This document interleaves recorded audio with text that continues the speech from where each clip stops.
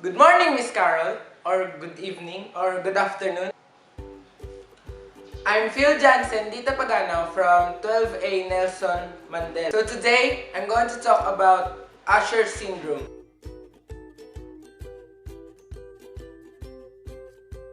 Let's begin.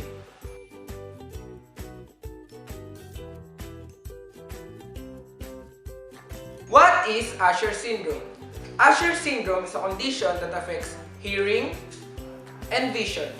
Syndrome is a disorder or disease that has more than one feature.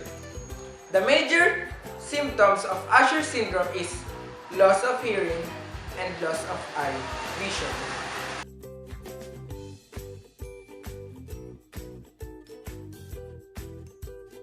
According to National Institute of Deafness and Other Communication Disorders, approximately 3 to 6% of children are born with Usher syndrome that has no hearing and vision.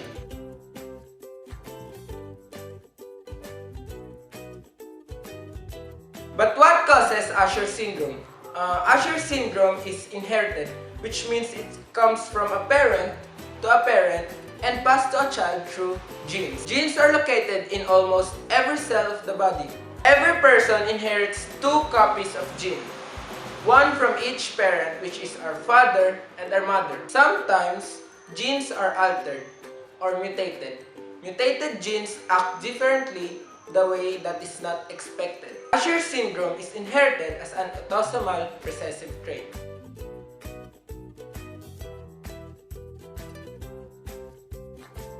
The term autosomal means that the mutated gene is not found on either the chromosomes that determines the person's sex.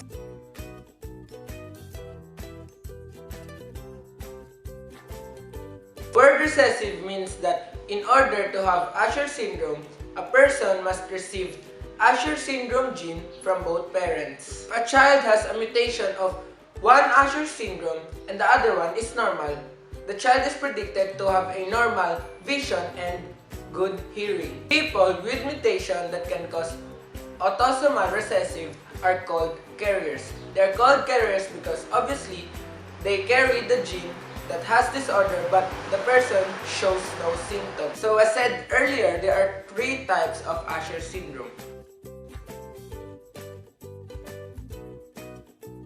Type 1.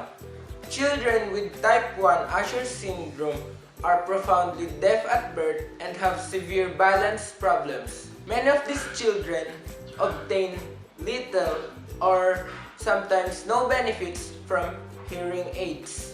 Parents should consult their doctor or any other hearing health professionals as soon as possible. So it is to determine the best communication method for their child.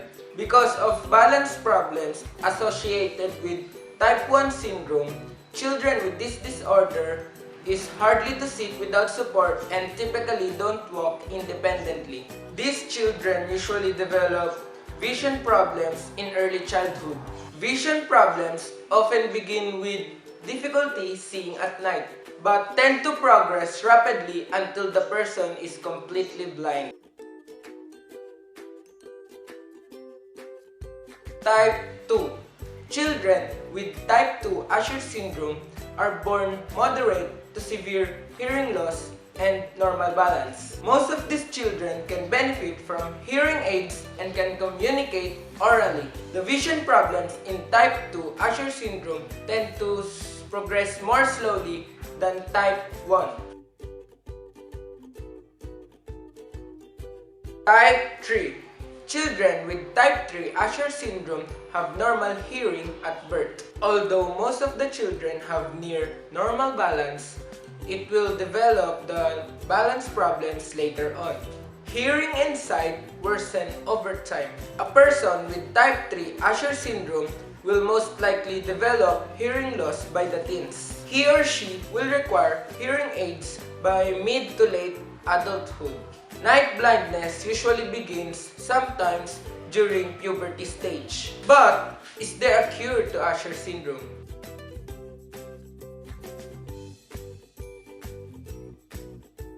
Currently, there is no cure for Usher syndrome.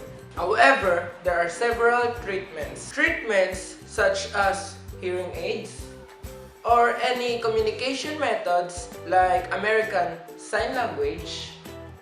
For eyesight, some ophthalmologists believe that a high dose of vitamin A could lessen the chance of the eyesight to lose completely. Greeny vegetables are high in vitamin A such as kalabasa. So that's the reason why our parents always requires us to eat kalabasa for better eyesight. So that's it, guys. Thank you for watching and I hope you learned something. Alright. Everybody ask me how I know. I smiled at them and said she told me so. Everybody ask me how I know. I smiled at them and said she told me so. A person with type 3 Usher syndrome will most likely develop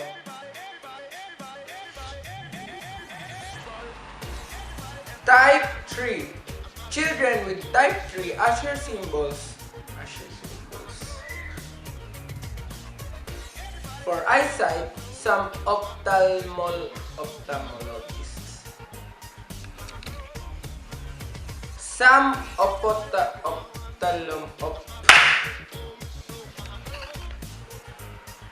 For eyesight, some